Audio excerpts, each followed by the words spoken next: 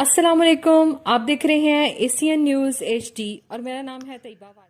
जी बिल्कुल। महकमा ज़राअत पंजाब की तरफ से यूरिया खाद की ज़ख़ीरा अंदोज़ी और ज़्यादा कीमत पर फ़रोख्त के खिलाफ क्रैकडाउन जारी है। जी बिल्कुल। तर्जमान महकमा ज़राअत पंजाब के मुताबिक अब तक ज़ख़ीरा अंदोज़ी में मुलव्वस 439 अफराद के खिलाफ मुकदमात दर्ज हुए हैं।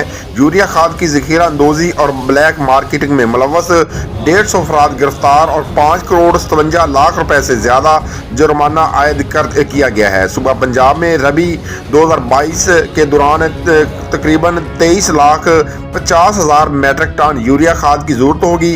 पंजाब में कहीं भी यूरिया खाद की किल्लत नहीं है।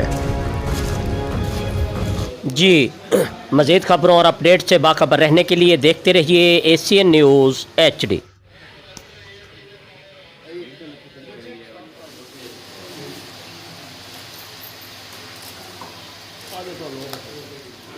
ये बोरियां चीन वाली मशीन है तो ये बोरियां चीन वाला बंदा भी नाल पूरा